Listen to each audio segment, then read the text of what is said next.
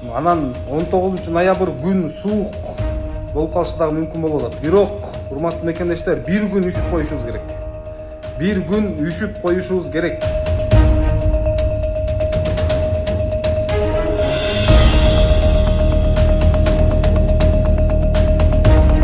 Байланыш үзүлүп калса, демек өлкөдө аянтта, Алатау аянтында эл менен кылмыштуу бийликтин күрөшү жүрүп жатат деп түшүнгүлө. Күрөшкө аттангыла.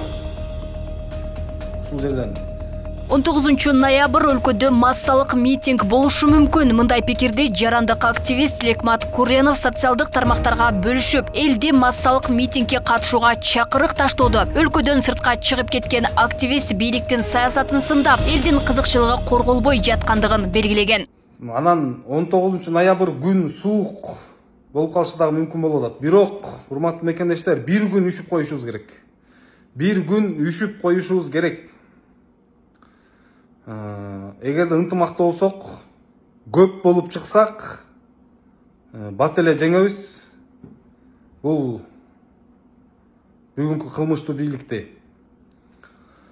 Ошол себептен көп болуп чыгышыбыз керек. Былтыр буга чейин Куренов массалык башаламан уюштурууга айыпталып камакка алынган. Ал өзүнө коюлган айыпты куугунтук катары баалап келет. Ал 1 жыл мурда өлкөдөн чыгып кеткен. Сыртта жүргөн активист бийликке терс сын пикирлерин билдирип, негизсиз айыптоолорду коюуда. Анын бул кадамын эксперттер өлкөнүн бүтүндүгүнө бүлүк салган чагымчыл аракет катары баалашууда. Буга чейин деле митингдер болуп келген.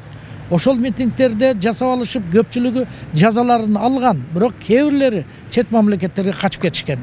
Ошол чет мамлекеттерде отуруп алып, ушул мамлекетке келиш үчүн ар кандай жаман нерселерди ойлонушуп атат. Алардын ойлору ишке ашпайт. Аны алар өздөрү эле билип турат. Ошол себептен мен ойлойм 19 ноябрда митинг бул болбойт.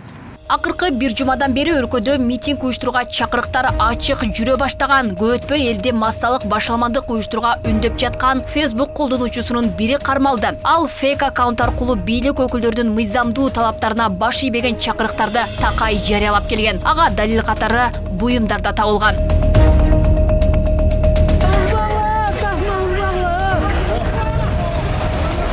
Бийликти күч менен басып алууга ачык чакырыктар үчүн мыйзам да күчүндө. Анда митингдин жыйынтыгы башаламандыктарга алып барса 5 жылдан 10 жылга чейин жазага тартуу да каралган. Бул талапты сактабай, эл агымын бургандарга чара көрүлүшү керектигин белгилешет. Ушундай тынччылык убакта жашап турганда бул бүлүк салуу кыянатчылык болуп саналат, кыянатчылык. Элге, кыргыз элине, мамлекетке кыянатчылык болуп саналат. Ошондуктан буларды сөзсүз түрдө катуу жазалангандыгын алар өздөрү эле билишет. Билип туруп ушул кылмышка көпчүлүктөр даярданышып атат. Аларга эмне керек? Аларга өздөрүнө ушул бийлик керек болуп атат. Элдин тынчтыгы, стабилдүүлүгү керек эмес болуп атат. Ушулардын бардыгын алар эске алып туруп, ушундай кылмыш жолун тандашып атат. Чоң митинг өтөт деген көбүр-шыбыр эл арасында да желдей тарады. Өлкөдө стабилдүүлүк өкүм сүрүп турган учурда коомчулуктан бул багытта пикирин да сурап көрдүк. Кандай пикириңиз? Эми көбүнчө бекерчилердин эле ортодон тополоң чыгаргандардын эле неме саясаты да. Эми тынч жашап атканда эмне кереги бар андай тополоңдун? Негизи каршы элемин мен.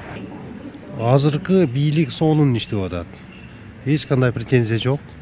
Анан кийин жанагы бир чет мамлекетке чыгып калып, ана митинг болот, ал бул дегендер уже калп сөзбү дейм да. Элдин арасында эч кандай сөз жок. Элдин баары өзүнүн иши менен жүрөт. Такырга барым жок, билбейм кан. Эмне бар, эмне болуп атат? Бул баягы мурунку иштеп, жеп ичип алгандардын эле аракети. Азыр бизге тынчтык эле керек.